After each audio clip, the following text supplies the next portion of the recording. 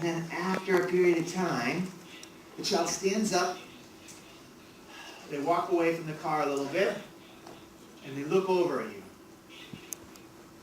The most common thing I see in that moment is the person with the child says, "Oh, what should we play?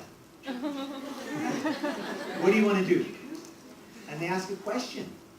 And if you're a child who struggles with communication, that's a difficult question. Even for most of us, imagine you're with a friend, you finish work, or you've just dropped the kids off at school and you have some moment together and they say, what do you want to do? Most common answer is, I don't know. What do you want to do? So what works much better to build the interaction instead of asking a question is offering something for free.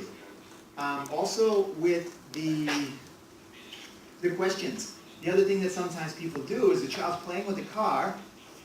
Boom, he's laying down with the car, he's going back and forth, and then he's still involved with the car, but he looks over, and a lot of times the question might be, what's that?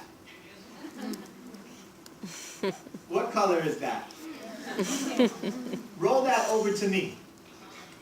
Where there's some demand immediately.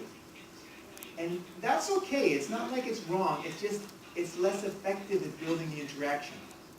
It doesn't work as frequently compared to if you build with a free action. So here, I'm joining in, my child is playing with the car, and then he looks over. If I reach over and I go, beep, beep, or I get, ding, ding, ding, ding. Or I reach over and I roll my car towards my child's car. It doesn't have to be anything fancy, but it's something for free. It's an action that's a stronger invitation than a question. An action is a stronger invitation than a question. And if I'm playful while I do it, it's more likely to succeed. Now, even when I do something for free and I'm animated, my child's going to say no to a lot of those invitations. Do you say yes to every invitation that you get? No. No, right? Most of you don't. And most children don't say yes to every invitation. And if it's a child with autism, which is a social relationship challenge, as well as other things, they're going to say no to the invitations more often. Don't take it personally. It's not because you're not fun enough. It's because they don't say yes to everything. But if I offer playful action, they'll say yes more frequently than if I offer a demand or a question right away. Right? And so that's what I want, is I start to want more and more frequency. So if you think about, if you watch a football game, my favorite sport to watch, by the way, is American football. I know you all love American football, and you think to yourself, why don't we have American football here in Argentina? I don't know. It's crazy to me too. But let's say if you watch soccer or real football, right? You have some world-class players here, right? You've got, obviously, Maradona was from here.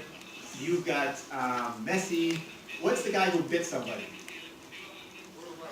Uruguay. See, that guy's in Uruguay. Aren't you glad you don't have him? Okay, but he's a very good player, right? He played for Liverpool, and he was excellent for them. Suarez.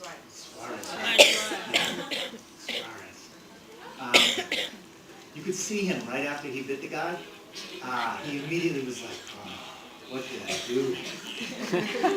But then he pretended like he didn't do anything. Okay, so you have like one of the best soccer players in the world who's from your country. Every time he has a scoring opportunity, does he score? Not even close. Most strikers, they might have 10 opportunities and 1 goal. Top strikers might have 5 opportunities and 1 goal. World class, still, we're talking 3 or 4, 5 opportunities before there's 1 goal.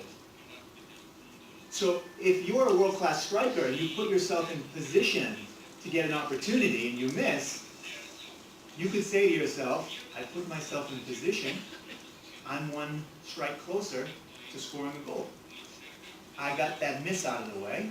I need 3 or 4 opportunities or 5 opportunities. Great, that was one, where's the next one? If you're someone who's very bad at sports psychology, you're going to beat yourself up so much for missing that one opportunity that you miss the next opportunity. Because you get so upset that you can't be playing effectively. Being in the playroom is like playing football. In some ways. One of those ways is, you get an opportunity, you do a playful action, the child's not interested, you don't take it personal. You think of it like Messi would think of it. Like, great, I have a great opportunity, where's my next one? I'm grateful for that opportunity. Of course, it's not going to be every time a game, but the more opportunities I offer my child, the more times he's going to say yes. And the difference between football and being in the playroom with building is, over time, your child starts to say yes to more and more of these. So with some children, when I play with them at first, it's 1 out of 10 times they say yes. But then later, in their development, it's 1 out of 5. 2 out of 5. 3 out of 5. Most games he says yes to 4 out of 5. He's never going to say yes every time. Okay, 2 types of green lights. One is for behavioral regulation. He wants a drink, a snack. He wants you to open the door.